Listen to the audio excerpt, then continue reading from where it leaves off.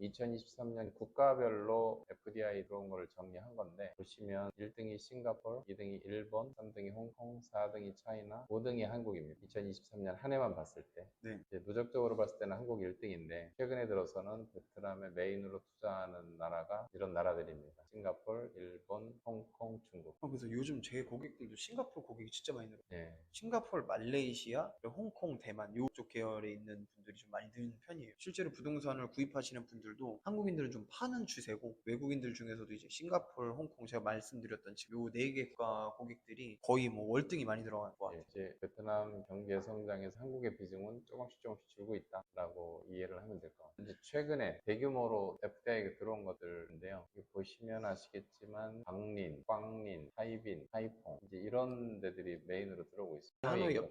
하노이 인근이 정확한 저기는 모르겠는데, 그리고 빈증, 동라이, 바리아 붕따오도 있기는 한데 북쪽이 훨씬 더 많다 하는 걸 저희들이. 근데 베트남 경제 팩터 중에 하나가 해외에 나가 있는 베트남 동포들이 베트남에 송금하는 게 꽤 큽니다. 흔히 얘기하는 미규라고 하는. 비엣규도 있고, 네. 베트남 국민인데 해외 나가서 일하시는 분들도 있고, 네. 이런 분들이 이제 돈을 벌어서 베트남으로 돈을 보내는데, 그 인원을 약 600만 명으로 추산을 하더라고요. 전 세계에. 예, 우리나라 해외 동포가 한 800만 명이라고 하거든요.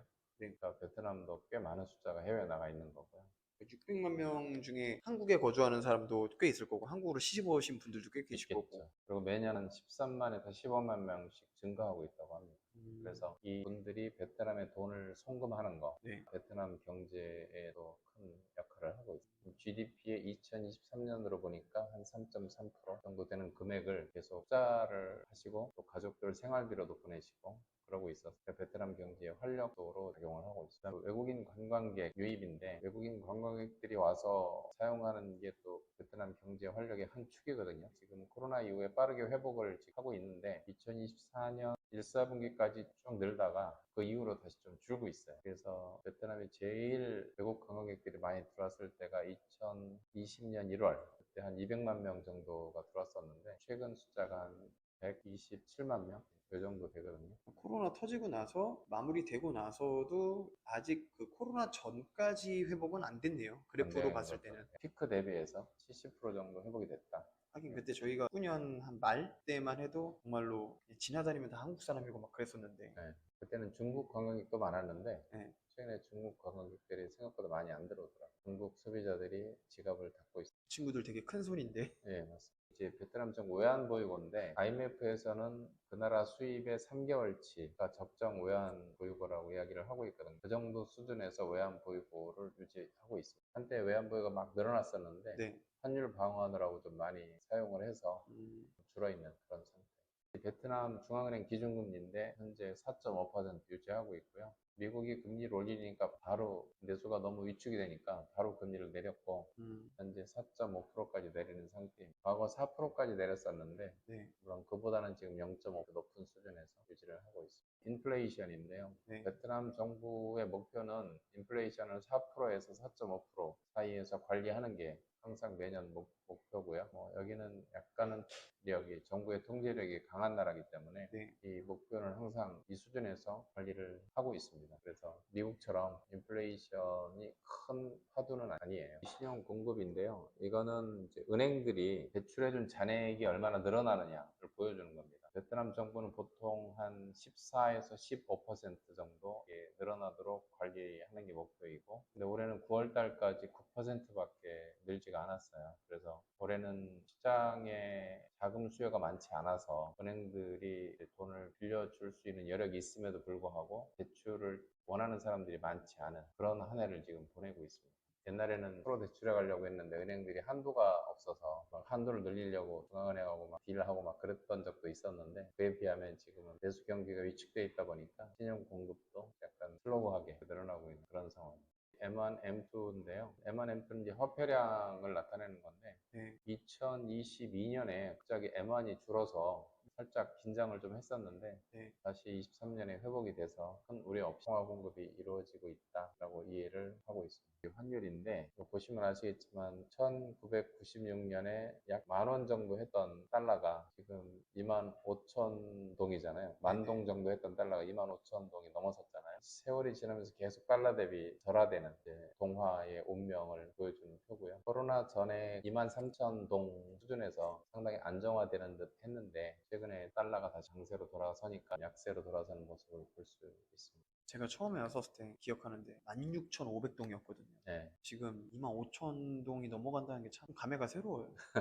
그러니까 달러 자산을 가지고 여기다가 투자하시는 분들은 나중에 회수를 달러 자산으로 해야 된다고 생각을 하면 투자 시장으로는 매력도가 떨어지는 그런 시장이죠. 베트남에 네. FDI도 계속 들어오고 그다음에 송금도 많이 들어오고 무역 수지도 흑자가 나고 달러가 그렇게 막 풍부한 것 같지 않아요. 그래서 네. 왜 그럴까 하고 좀 분석을 하다 보니까 여기 보면은 인베스트먼트 인컴 넷 나오는데 23년에 보니까 그게 한 224억 불 되더라고요. 이게 뭐냐면 베트남에 투자했던 기업들이 이익을 내서 그걸 배당으로 가져간 숫자로 이해를 하시면 되거든요. 그래서 그렇게 달러들이 들어오는데 그 달러들이 결국은 네트 기업들이 배당을 통해서 많이 회수해 가는구나 하는 거를 제가 이 표를 분석하면서 알게 됐어요. 그래서 포트폴리오 인베스트먼트 넷 보면 마이너스로 나타나는데 지금 베트남의 주식이나 채권에 투자했던 자금들이 계속 팔고 나가고 있어요. 그래서 그것도 마이너스로 나타나고 있고 한쪽에서는 달러가 들어오고 한쪽에서는 달러가 나가고 이제 그래서 약간 밸런스가 이루어지는 그런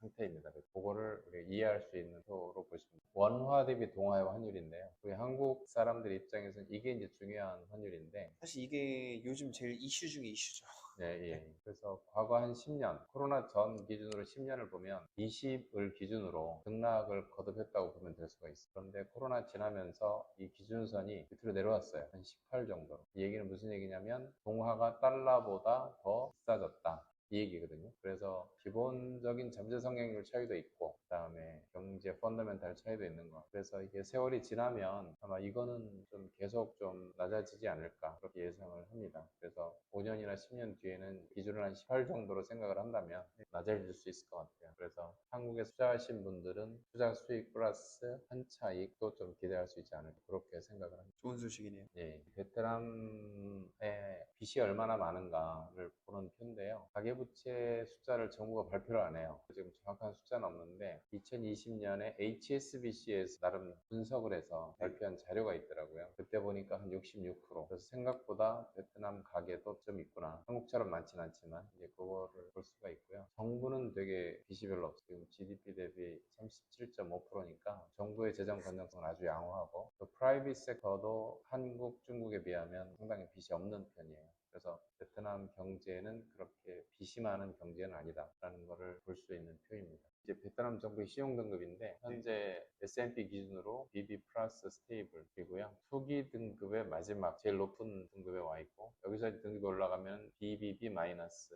투자 등급으로 올라가게 되는데 머지않은 장래 등급이 상향될 수 있을 것 같고 만약에 국가 신용 등급이 상향이 되면 자본시장, 주식시장과 채권시장 이쪽에 대규모 자금들이 베트남에 투자할 가능성이 높아지고 그걸로 인해 자본시장이 한 단계 도약할 수 있는 그런 계기가 될 수 있을 걸로 예상을 합니다. BBB 마이너스로 돼도 인도네시아보다는 아직까지는 낮은 편이네요. 그렇죠. 인도네시아, 말레이시아는 벌써 옛날부터 투자 등급으로 올라가 있어요. 베트남 경제 전망 이게 나와 있는 대로 올해 베트남 정부가 한 7% 정도 경제 성장을 가능할 거라고 이야기를 하고 있고 인플레이션은 한 4% 정도 기준금리는 현재 4.5%가 유지되지 않냐 그렇게 예상을 하고 있습니다. 무역 수지는 2023년 엄청난 무역 수지 흑자를 냈는데 올해도 비슷한 수준을 유지할 것 같고 제조업 가동률은 상당히 높은 수준에 올라와 있습니다. 물론 산업별로 차이는 있고 그다음에 환율이 지금 25,000동 이상에 올라와 있는데 연말까지 큰 변동이 있어 같지는 않습니다. 원화 대비해서는 한 18동 기준으로 1원에 18동이 되는 거죠. 그다음에 FDI 해외 송금 지속적으로 좀 유지될 것 같고요. 장기적으로는 베트남 정부가 2023년에 발표했던 인당 7,500달러 이거는 달성이 가능하지 않을까 그렇게 생각이 듭니다. 이상입니다. 네. 뭐 궁금한 게 있으신가요? 궁금한 건 너무 많은데 예, 그동안은 1년에 한 2번 정도 업데이트를 했는데 네. 앞으로는 분기에 한 번씩 업데이트를 할 계획이니까 나와주시는 거예요? 사실 제가 모시는데 1년 걸렸습니다. 오늘이 거의 1년째 되는 날이에요. 그래서 앞으로 분기별로 업데이트 하시면 저희 구독자들과 시청자들을 위해서 한 번씩 나와서 이런 간단한 브리핑을 좀 해주시면 너무 감사할 것 같아요. 자, 오늘 나와주셔서 너무 감사하고요. 저희 밸류 베트남 스타 박상일 대표님은요, 한국 신용평가 회사에서 약 25년 동안 근무를 하시다가 지금 베트남에 오셔가지고 중소기업이나 이 대기업 컨설팅을 해주시는 분이세요. 그래서 궁금하신 부분은 제가 아래 연락처하고 이메일 주소하고 남겨드릴 테니까 궁금하신 부분은 언제든지 연락 주시기 바랍니다. 감사합니다.